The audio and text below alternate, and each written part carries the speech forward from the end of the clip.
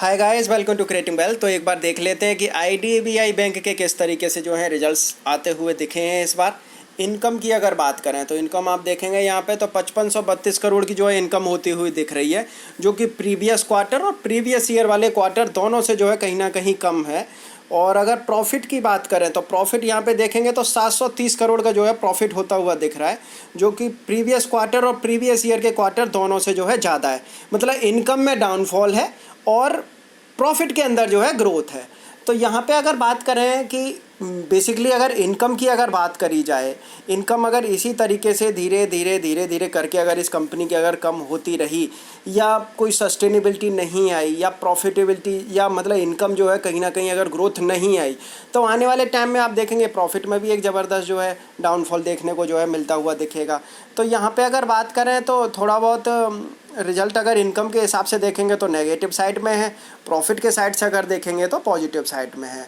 तो यहाँ पे अगर बात करते हैं कि FY21 टू FY22 कैसी पोजीशन है, तो वहाँ पे भी कहीं ना कहीं जो है डिस्टर्बेंस ही देखने को मिल रहा है। इनकम के अंदर आप देख सकते हैं 24,743 करोड़ की इनकम थी FY21 के अंदर, जो अब 23,238 करोड़ की जो है होती हुई दिख रही है। और यहाँ पे अगर प्रॉफिट की बात करेंगे तो प्रॉफिट तो इनका देखेंगे तो लगभग जो है डबल से ही होता हुआ दिख रहा है। 80-90% का जो है प्रॉफिट में ग्रोथ है।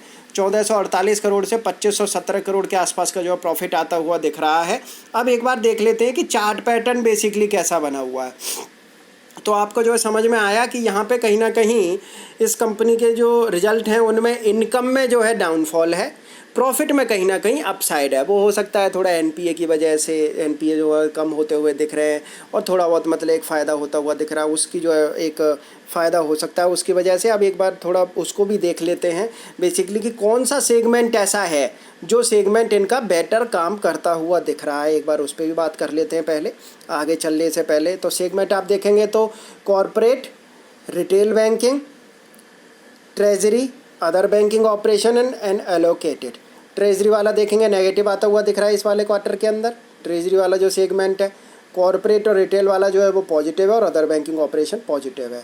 अब यहाँ पे अगर FY21 टू FY22 अगर देखा जाए तो यहाँ पे आप देखेंगे तो कॉरपोरेट वाला जो है पॉजिटिव काम कर रहा है, नेगेटिव से पॉजिटिव में आता हुआ दिख रहा है। और अगर बात करते हैं कि जो यहाँ पे ट्रेजरी की अगर बात करें, ट्रेजरी में तो देखेंगे बहुत ज़्यादा जो है डिक्लाइन देखने को मिल रहा है प्रॉफिट के अंदर।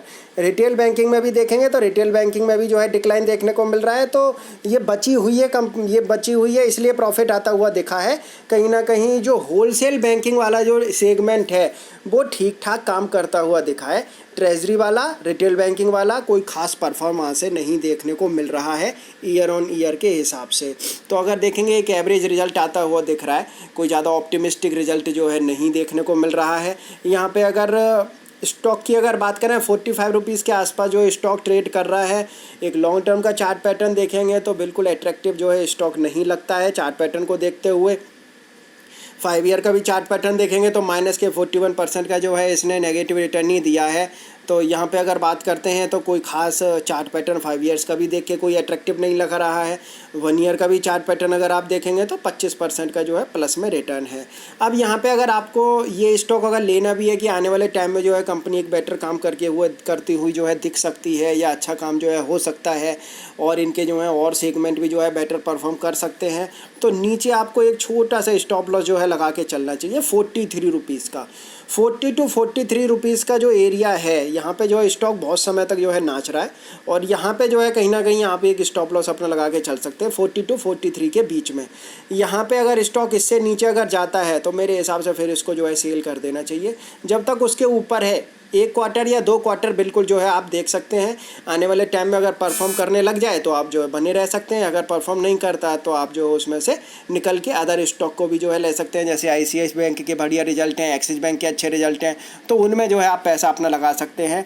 और अभी अगर बात करें तो ये स्टॉक जो है बढ़िया काम कर भी रहे हैं। IDFC का भी जो है अच्छा खासा रिजल्ट आता हुआ दिख रहा है, तो उन स्टॉक्स को जो है आप चूज़ कर सकते हैं। अपना भी एनालिसिस हालांकि एक बार ज़रूर कर लें, उसके बाद स्टॉक को बाई सेल या होल्ड करें। फ्रेश माइंड 40 रुपीज़ का नीचे स्टॉप लॉस लगा के की जा सकती है।